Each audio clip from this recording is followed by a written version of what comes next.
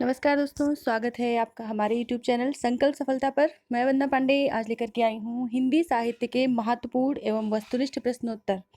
जैसे कि मैंने एक श्रृंखला शुरू करी है फर्स्ट पेपर के साथ, नेट के फर्स्ट पेपर के साथ सेकंड पेपर के कुछ ऑब्जेक्टिव क्वेश्चन और कुछ वन लाइनर क्वेश्चन मैं डेली प्रोवाइड कराऊंगी एग्जाम होने तक के। बाकी जो कोर्स है नाटक, उपन्यास, कहानी, इन सब पर भी क्वेश्चन आंसर के माध्यम से आपको मैं वीडियो प्रोवाइड कराती रहूँगी। और जो भी इनका सारांश है या समीक्षा है, उन सब के वीडियो मैंने लगभग बना दिए हैं, आप चैनल पे जाके देख सकते हैं। और प्लेलिस्ट में जाकर के ढूंढिए, जिससे ढूंढने में आसानी होती है, वरना ऐसे सारे वीडियोस खोलने पे आपको बहुत लंबा टाइम लगता है। तो जो भी चीज़ें आपको पढ़नी है नेट के पाठ्यक्रम से, तो उनके लिए आप प्लेलिस्ट पे जाएं और उपन्यास, कहानी, नाटक, इनमें से जो भी सर्च करना चाहते हैं उनको सर्च करें और वहाँ से पढ़ें। सारे लगभग तैयार हैं।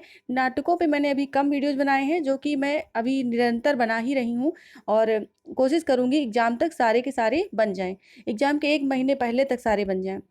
और रोज़ की मैं वीडियो लेकर के आती रहूँगी इस तरह से क्वेश्चन आंसर हिंदी के भी और नेट के फर्स्ट पेपर के भी। तो आप लोग चैनल को सब्सक्राइब करें, लाइक करना बिल्कुल ना भूलें। वीडियो अच्छी लगे तो शेयर करें, कमेंट करें और वीडियो को पूरा देखें। वीडियो को पूरा देखने का मैं इसलिए बोलती रहती हूँ कि जितने क्वेश्चन मैं बना के लाती हूँ, बड़ी मेहनत करके लाती हूँ। आपको जो है क्वेश्चन ढूँढ के उनका सही आंसर ला करके उनको जो है आपके सामने पीडीएफ फाइल में प्रोवाइड करके करा के, तो इसमें सब में एक लंबा टाइम लगता है। और ये सब किसके लिए? ये सब आप लोगों के लिए है। और आपको अच्छे से अच्छे जो है क्वेश्चन आंसर मिल पाएँ और अच्छे, क्योंकि नोट्स बना के पढ़ाना आसान है। नोट्स तो मैं भी बना सकती हूँ कागज़, पेन, पेपर पे, लेकिन मैंने सोचती हूँ कि आपको जो भी यहाँ से जो सामग्री मिले, वो आपको जहाँ तक हो सके पीडीएफ के रूप में मिले और टाइप किया हुआ ही मिले। तो इसके लिए मैंने बहुत मेहनत की है। आप वीडियो को देखें, समझें और वीडियो को लाइक करना बिल्कुल ना भूलें। पहला क्वेश्चन लेकर के मैं उपस्थित हूँ। पहला क्वेश्चन है कि, और इसके पहले शुरू करने से पहले मैं एक बात और बता दूँ, अगर आपको ये क्वेश्चन आंसर की पीडीएफ चाहिए तो आप मेरे टेलीग्राम चैनल से जुड़ें, वहाँ पे मैं ये पीडीएफ प्रोवाइड कराती हूँ। और जहाँ तक हो सकता है मैं लगभग जितने क्वेश्चन आंसर कराती हूँ उनकी पीडीएफ आपको प्रोवाइड कराने की कोशिश करूँगी, तो आप वहाँ पे भी जुड़ सकते हैं। तो पहला क्वेश्चन है, प्रेमचंद का प्रथम उपन्यास कौन सा है? प्रेमचंद का प्रथम उपन्यास कौन सा है? ऑप्शन है सेवा सदन, प्रेमा, कर्मभूमि, गोदान। इनमें से पहला उपन्यास कौन सा है आपको बताना है। तो इसका जो सही उत्तर है वो है सेवा सदन। देख सकते हैं, सेवा सदन सही उत्तर है, यानी कि ऑप्शन ए सही होगा। अगला प्रश्न है, ईसत स्पर्श या अर्ध स्वर है? ईसत स्पर्श या अर्ध स्वर किसको कहते हैं? इसमें से अ, ई, ओ, क, या, व, स और श, इनमें से कौन सा ईसत स्पर्श है? तो इसके लिए उत्तर देखना पड़ेगा आपको। तो क्या है? या, वा, यानी कि सी ऑप्शन सही है। अगला प्रश्न है, ताड़न जात व्यंजन है? ताड़न जात व्यंजन कौन सा है? टा, ठा, ड़, ढ, इया, ड़, न और ला, इनमें से कौन सा है? तो ये बी ऑप्शन सही होगा। बी ऑप्शन में ताड़न जात व्यंजन व्यंजन इनको कहते हैं। अगला प्रश्न है, महादेवी वर्मा का संस्मरण गिल्लू किस संकलन में है? अतीत के चलचित्र में, पथ के साथी में, मेरा परिवार, स्मृति की रेखाएं। गिल्लू किस संकलन में दिया गया है, ये आपको बताना है इनमें से। तो ये सब सारी रचनाएं महादेवी जी की ही हैं और इनके आधार पर आपको बताना है कि इसमें से गिल्लू किस में छपा था, यानी कि प्रकाशित हुआ था। तो ये प्रकाशित हुआ मेरा परिवार में। गिल्लू और इससे जो भी जीव जंतुओं पर उन्होंने जो भी कुछ लिखा, रेखा चित्र अपने जो भी लिखे या संस्मरण लिखे, वो सब मेरा परिवार में उन्होंने लिखे हैं। गिलहरी के ऊपर लिखा है, बिल्ली के ऊपर लिखा है, वो सारा चीज़ जो इन्होंने मेरा परिवार नामक शीर्षक में संग्रहित किया है। अगला प्रश्न है, भारतेंदु और द्विवेदी युग के बीच की कड़ी है? भारतेंदु और द्विवेदी युग के बीच की कड़ी है, कौन सी कड़ी है? राधाचरण गोस्वामी, महावीर प्रसाद द्विवेदी, बाल मुकुंद गुप्त, प्रताप नारायण मिश्र। इनमें से भारतेंदु और द्विवेदी युग के बीच की कड़ी कौन सी है? इस पर जो है ये क्वेश्चन बना है। तो इसमें से कौन है? ये हैं बाल मुकुंद गुप्त। बाल मुकुंद गुप्त सही आंसर होगा। अगला प्रश्न है, रामचरितमानस में कुल कितने कांड हैं? तो ये क्वेश्चन तो सबको पता होगा। रामचरितमानस में 7 कांड हैं, बी ऑप्शन सही होगा। 7 कांड कौन कौन से?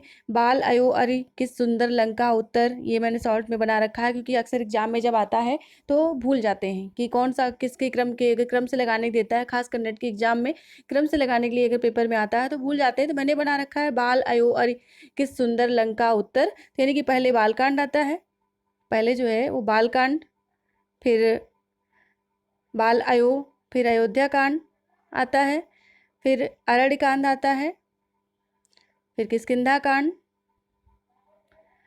फिर सुंदरकांड, और फिर लंका कांड, और फिर उत्तरकांड। इस तरह से 7 कांड होते हैं, 7 कांडों में विभाजित है। तो क्रम से अगर पूछा जाए कि क्रम बताइए, तो पहले बाल कांड, फिर अयोध्या कांड, फिर अरण्य कांड, फिर किष्किंधा कांड, फिर सुंदरकांड और लंका कांड, और अंत में उत्तरकांड। अगला प्रश्न है, कौन सी रचना मैथिली शरण गुप्त की नहीं है? यशोधरा, वैदेही वनवास, भारत भारती, साकेत। इनमें से कौन सी रचना मैथिली शरण गुप्त की नहीं है? तो यहाँ पर ठीक होगा, मैथिली शरण गुप्त की नहीं है। इनमें से कौन सी रचना? तो उत्तर देख लेते हैं, वैदेही वनवास सही होगा, यानी कि बी ऑप्शन सही है। अगला प्रश्न है, लक्षण ग्रंथों की रचना की काल की प्रवृत्ति है? आदिकाल, भक्तिकाल, रीतिकाल, आधुनिक काल। इनमें से लक्षण ग्रंथों की रचना की काल की प्रवृत्ति क्या है? तो ये किस काल की जो है प्रवृत्ति है? तो ये है रीतिकाल की। लक्षण ग्रंथ रीतिकाल में अधिक लिखे गए हैं, और जो भी आचार्य हुए हैं वो रीतिकाल में हुए हैं, जैसे केशवदास और सुंदरदास। सुंदरदास तो भक्तिकाल के थे, सॉरी। जैसे केशवदास हैं, मतीराम हैं, ये सब जो हुए हैं, इन सब ने लक्षण ग्रंथों की रचना की है, रीतिकाल में लिखा गया। अगला प्रश्न है, रीतिकाल को रीतिबद्ध, रीति सिद्ध और रीति मुक्त में किसने बांटा?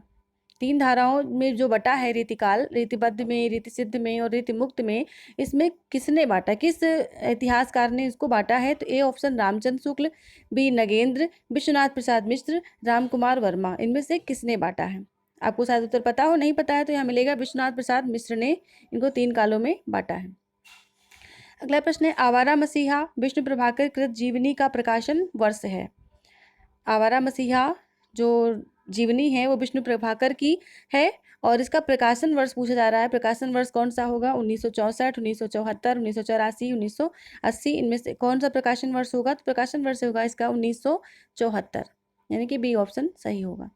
अगला प्रश्न है, इनका सा अर्थ सौष्ठव और नवोन्मेष बिरला कवियों में ही मिलता है, शुक्ल ने किसके बारे में कहा है? केशव, चिंतामणि, देव, घनानंद। इनमें से किसके बारे में कहा है कि इनके जैसा अर्थ सौष्ठव और नवोन्मेष बिरला कवियों में ही मिलता है? तो ये किसके लिए कहा है? ये कहा है देव के लिए, सी ऑप्शन सही होगा। अगला प्रश्न है, किस कवि के दोहों को शुक्ल ने हिंदी साहित्य का रत्न कहा है?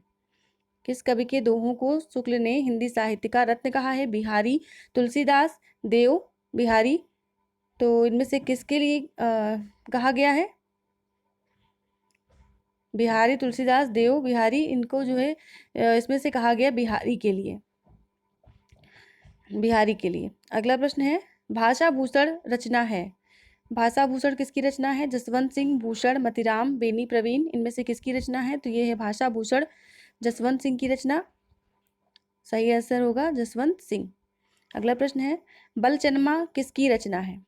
शमशेर बहादुर सिंह, नागार्जुन, कमलेश्वर, नामवर सिंह। इनमें से किसकी रचना है बलचनमा? एक मात्रा ज़्यादा लगी हुई है यहाँ पर, ध्यान दीजिएगा।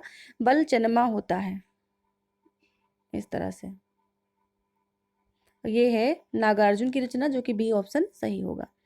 अगला प्रश्न है, रामचंद्र शुक्ल की सर्वप्रथम सैद्धांतिक आलोचना मानी जाती है? कौन सी मानी जाती है? तो काव्य में रहस्यवाद, रस मीमांसा, जायसी ग्रंथावली, भ्रमर गीत सार। इनमें से कौन सी सर्वप्रथम सैद्धांतिक आलोचना मानी जाती है? इसमें से मानी जाती है काव्य में रहस्यवाद, ये ऑप्शन सही होगा। अगला प्रश्न है, कितने पाकिस्तान नामक उपन्यास के लेखक हैं? राजेंद्र कुमार, कमलेश्वर, सत्यप्रकाश मिश्र, खुशवंत सिंह। इनमें से कितने पाकिस्तान नामक उपन्यास किसने लिखा है? ये लिखा है कमलेश्वर जी ने, बी ऑप्शन सही होगा। अगला प्रश्न है, सुहाग के नूपुर के रचयिता हैं? कौन है? निराला, मोहन राकेश, अमृतलाल नागर, प्रेमचंद। सही उत्तर होगा अमृतलाल नागर, सही उत्तर। अगला प्रश्न है, आधुनिक काल में गद्य का आविर्भाव सबसे प्रधान घटना है? ये कथन किसका है? महावीर प्रसाद द्विवेदी, रामचंद्र शुक्ल, रामविलास शर्मा, नंदुलारे वाजपेयी। इनमें से किसकी रचना है? किसका जो है सॉरी किसका कथन है कि आधुनिक काल में गद्य का आविर्भाव सबसे प्रधान घटना है? इसका सही उत्तर होगा रामचंद्र शुक्ल, रामचंद्र शुक्ल का कथन है। अगला प्रश्न है, मसी कागज छुयो नहीं, कलम गही नहीं हाथ, प्रस्तुत पंक्ति के रचयिता हैं? दादू दयाल, कबीरदास, रैदास, सुंदरदास। इनमें से कौन है? ये तो हाई स्कूल इंटर लेवल का क्वेश्चन है और ये बहुत पूछा जाता है, इन परीक्षाओं में, तो ये आपको पता होना चाहिए कि कबीरदास ने अपने लिए कहा है कि मसी कागज छुओ नहीं, कलम गही नहीं हाथ, कि मैं पढ़ा लिखा नहीं हूँ, मैंने कभी कागज छुआ नहीं और कलम अपने हाथ में कभी नहीं ली, मतलब मैं बिल्कुल पढ़ा लिखा नहीं हूँ। और ये इनकी रचनाएं भी कैसे प्रकाशित हुई, क्वेश्चन बनता है। तो इनके जो शिष्य थे धर्मदास इनका बोला हुआ जितना भी इनका वाचन होता था, जितना भी इनका स्वर था, जो भी इन्होंने काव्य रचा है वो काव्य वो बोलते थे और धर्मदास उसको लिखते थे, इसलिए कबीरदास के बारे में ये पंक्ति है। अगला प्रश्न है, अपभ्रंश में कृष्ण काव्य के प्रणेता हैं। अपभ्रंश में कृष्ण काव्य के प्रणेता कौन है? पुष्पदंत, शालिभद्र सूरि, स्वयंभू, हरिभद्र सूरि, इनमें से कौन है? तो इनमें से हैं पुष्पदंत, शालिभद्र सूरि, स्वयंभू, हरिभद्र सूरि, इनमें से कौन से होंगे? तो ये होंगे पुष्पदंत। कृष्ण काव्य के प्रणेता पुष्पदंत हैं। अगला प्रश्न है, इनमें से कौन वैष्णव भक्ति का आचार्य नहीं है?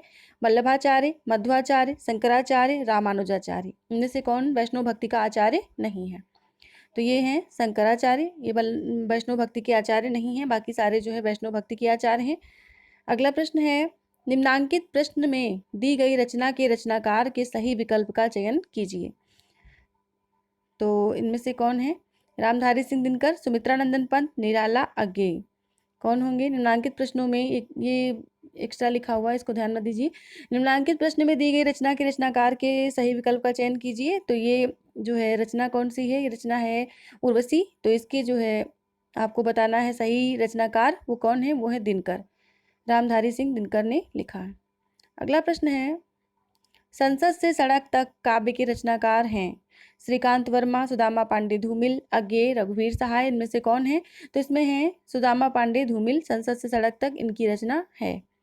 अगला प्रश्न है, निरालाकृत राम की शक्ति पूजा की रचना का आधार ग्रंथ है। निरालाकृत राम की शक्ति पूजा की रचना का आधार ग्रंथ क्या है? अनामिका, महुआ माझी, मैत्रेयी पुष्पा, चित्रा मुद्गल, इनमें से कौन है? तो ये है महुआ माझी। राम की शक्ति पूजा का जो है आधार ग्रंथ है महुआ माझी। हिमालय के आंगन में उसे प्रथम किरणों का दे उपहार, उषा ने हंस अभिवादन किया और पहनाया हीरे का हार। प्रस्तुत पंक्तियों के रचयिता हैं रामधारी सिंह दिनकर, माखनलाल चतुर्वेदी, जयशंकर प्रसाद, मैथिली शरण गुप्त, इनमें से कौन है जिन्होंने इन पंक्तियों की रचना की है? तो ये हैं जयशंकर प्रसाद, सही उत्तर होगा जयशंकर प्रसाद। अगला प्रश्न है, मैथिल कोकिल किसे कहा जाता है? विद्यापति, अमीर खुसरो, चंद बरदाई, हेमचंद्र, किसको कहा जाता है? तो मैथिल कोकिल कहा जाता है विद्यापति को। ये आदिकालीन कवि हैं विद्यापति, इनको मैथिल कोकिल, अभिनव जयदेव कई उपाधियों से सम्मानित किया गया है और ये जो है मैथिल कोकिल कहे जाते हैं विद्यापति। अगला प्रश्न है, जायसी किस धारा के कवि हैं? ज्ञानमार्गी काव्यधारा, प्रेमाख्यानक काव्यधारा, नाथपंथी काव्यधारा, रासक काव्यधारा, जायसी हैं प्रेमाख्यानक काव्यधारा। इनका जो पद्मावत है वो प्रेमाख्यानक काव्यधारा के अंतर्गत आता है, प्रेमाख्यानक काव्यधारा सही उत्तर होगा। अगला प्रश्न है, झरना काव्य संग्रह के रचयिता हैं सोहनलाल द्विवेदी, महादेवी वर्मा, जयशंकर प्रसाद, सुभद्रा कुमारी चौहान, तो इसमें से कौन होंगे? तो ये होंगे जयशंकर प्रसाद। अगला प्रश्न है, हिंदी की पहली कहानी लेखिका का नाम है बंग महिला, सत्यवती, चंद्रकिरण, चंद्रकांता, इनमें से कौन है हिंदी की पहली कहानी लेखिका? तो वो है बंग महिला, जिनका नाम आगे क्वेश्चन में भी मैंने दिया है, फिलहाल आप अभी जान लीजिए। इनका नाम है राजेंद्र बाला घोष। अगला प्रश्न है, सखी वे मुझसे कहकर जाते किस कवि की काव्य पंक्ति है? सियाराम शरण गुप्त, मैथिली शरण गुप्त, अयोध्या सिंह उपाध्याय हरिओद, जगदीश गुप्त, इनमें से किसकी हैं सखी वे मुझसे कहकर जाते? तो ये हैं मैथिली शरण गुप्त जी की। अगला प्रश्न है, श्रद्धा किस कृति की नायिका है? कामायनी, कुरुक्षेत्र, रामायण, साकेत, तो श्रद्धा जो है वो कामायनी की नायिका है, जिसमें एक श्रद्धा सर्ग के नाम से एक सर्ग भी है। कामायनी में कुल 15 सर्ग हैं, जिसमें पहला सर्ग जो है वो कौन सा है?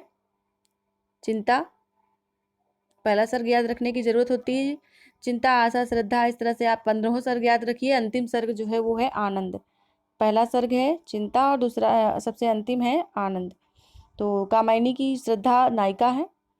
अगला प्रश्न है, बाल चित्रण में कौन सा कवि श्रेष्ठ है? रसखान, मीराबाई, सूरदास, कबीरदास, इनमें से बाल चित्रण में कौन सा कवि श्रेष्ठ है? तो वो है सूरदास। इन्होंने किसका बाल चित्रण किया है? तो कृष्ण भगवान का, कृष्ण जी का बाल चित्रण इन्होंने किया है। अगला प्रश्न है, पृथ्वीराज रासो किस कवि की रचना है? चंद्रबरदाई, जगनिक, मुल्ला दाऊद, इनमें से कोई नहीं। तो ये हैं चंद्रबरदाई। पृथ्वीराज रासो जिनके रचनाकार जो है वो चंद्रबरदाई हैं, चंद्रबरदाई। अगला प्रश्न है, परहित सरिस धर्म नहीं भाई, पर पीड़ा सम नहीं अधमाई। प्रस्तुत पंक्ति किसकी है? रसखान, तुलसी, बिहारी, मीरा। तो ये रचना है तुलसी की, परहित सरिस धर्म नहीं भाई। अगला प्रश्न है, अनाम दास का पोथा उपन्यास के रचयिता हैं? माखनलाल चतुर्वेदी, सोहनलाल द्विवेदी, हजारी प्रसाद द्विवेदी, महावीर प्रसाद द्विवेदी। इनमें से कौन है? तो ये हैं हजारी प्रसाद द्विवेदी। इनकी जो और उपन्यास हैं वो है पुनर्नवा, बाणभट्ट की आत्मकथा, अनाम दास का पोथा। अगला प्रश्न है, अधिकार सुख कितना मादक किंतु सारहीन है, पंक्ति प्रसाद के किस नाटक से है? ध्रुव स्वामिनी, अजात शत्रु, चंद्रगुप्त, स्कंदगुप्त। इनमें से किसमें से है? तो ये है स्कंदगुप्त का सार कथन है, ये आदर्श कथन है स्कंदगुप्त का, आदर्श वाक्य है। और अधिकार सुख कितना मादक एवं सारहीन है। अगला प्रश्न है, रामधारी सिंह दिनकर को भारतीय ज्ञानपीठ पुरस्कार प्राप्त हुआ था? किस रचना पर? रश्मिरथी पर, परशुराम की प्रतीक्षा पर, कुरुक्षेत्र पर या उर्वशी पर? जो भारतीय ज्ञानपीठ पुरस्कार प्राप्त हुआ था किस रचना पर प्राप्त हुआ था? वो रचना थी उर्वशी। उर्वशी पर इनको ज्ञानपीठ पुरस्कार प्राप्त हुआ था। अगला प्रश्न है, प्रकृति के सुकुमार कवि किसे कहा जाता है? प्रकृति का सुकुमार कवि कौन है? जयशंकर प्रसाद, सुमित्रानंदन पंत, महादेवी वर्मा, निराला। तो वो है सुमित्रानंदन पंत। अगला प्रश्न है, कवि सम्राट किसे कहा जाता है? अयोध्या सिंह उपाध्याय हरिओत, मैथिली शरण गुप्त, सूर्यकांत त्रिपाठी निराला, जयशंकर प्रसाद। इनमें से कवि सम्राट किसे कहा जाता है? तो वो हैं अयोध्या सिंह उपाध्याय हरिओत। अगला प्रश्न है, पुष्टि मार्ग के संस्थापक आचार्य हैं? नाभादास, वल्लभाचार्य, गोविंद स्वामी, गोस्वामी विठलनाथ। इनमें से कौन है पुष्टि मार्ग के संस्थापक? तो वो हैं वल्लभाचार्य। पुष्टि मार्ग को जहाज जात हो जाको, कुछ लेना हो सो लेओ। ये पंक्ति इनके लिए प्रसिद्ध है, वल्लभाचार्य के लिए। अगला है, शब्दार्थो सहितम काव्यम, ये उक्ति किसकी है? मम्मट, भामा, कुंतक, चिंतामणि। किसकी है शब्दार्थो सहितो काव्यम? तो ये है भामा की उक्ति। अगला प्रश्न है, इनमें से कौन सी रचना कृष्णा सोबती की है? विजन, आमा, जिंदगी नामा, चितकोबरा। तो इनमें से कृष्णा सोबती की रचना है जिंदगी नामा, सी ऑप्शन सही होगा। अगला प्रश्न है, ज्ञान मार्गी शाखा के कवियों को किस नाम से पुकारा जाता है? सिद्ध कवि, नाथपंथी कवि, भक्त कवि, संत कवि। ज्ञान मार्गी शाखा के कवियों को पुकारा जाता है किस नाम से? तो इन्हें पुकारा जाता है संत कवि के नाम से। अगला प्रश्न है, रामचरितमानस की भाषा क्या है? भोजपुरी, प्राकृत, ब्रज भाषा, अवधी। इनमें से कौन सी है? रामचरितमानस की भाषा है अवधी। ये अवधी का महाकाव्य है रामचरितमानस। रचनाकार तुलसीदास। मनोविश्लेषणात्मक शैली के उपन्यासकार हैं? प्रेमचंद, रांगे राघव, इलाचंद्र जोशी, वृंदावन लाल वर्मा। इनमें से कौन है? तो वो हैं इलाचंद्र जोशी। अगला प्रश्न है, अगला प्रश्न नहीं है, ये 45 क्वेश्चन मैं आपके लिए लेकर के आई थी। और ऐसे ही मैं वीडियोज लाती रहूँगी क्वेश्चन आंसर के भी। और इस तरह से ये सामान्य हिंदी के क्वेश्चन हो गए जो कि हर परीक्षा में पूछे जाते हैं। और नेट से संबंधित जो भी प्रश्न उत्तर हैं वो सब मैं टॉपिक वाइज लेकर के आ रही हूँ। उपन्यासों का अलग है, कहानी का अलग है, निबंध का अलग है, नाटकों का अलग है। खासकर जो पाठ्यक्रम में है उनके लिए विशेष जो है मैंने क्वेश्चन आंसर तैयार किए हैं और मैं उनको ऐसे ही रोज़ आपको प्रोवाइड कराती रहूँगी। उम्मीद करती हूँ वीडियो अच्छा लगा होगा। वीडियो अच्छा लगा ज़रूर लाइक करें, चैनल को सब्सक्राइब करें और शेयर करना ना भूलें। जो भी क्वेश्चन में आपको डाउट लगता हो उनके लिए कमेंट भी करें। और मुझे अच्छा लगेगा अगर आपने कहीं पर कोई क्वेश्चन में, हाँ, 1-2 आंसर मैंने यहाँ पे देखा कि मैंने गलत लिख रखे थे लेकिन मैंने बताया सही है, तो आप उनको नज़रअंदाज करिए। उसके अलावा भी अगर आपको कोई गलत लगता है तो उसको कमेंट बॉक्स में ज़रूर लिखें। और मिलती हूँ नेक्स्ट वीडियो में, तब तक के लिए नमस्कार, विदा चाहती हूँ, धन्यवाद। ऐसे ही आप मेरे आगे की वीडियो देखते रहें। ऐसे शुभाकांक्षा के साथ मैं विदा लेती हूँ। धन्यवाद।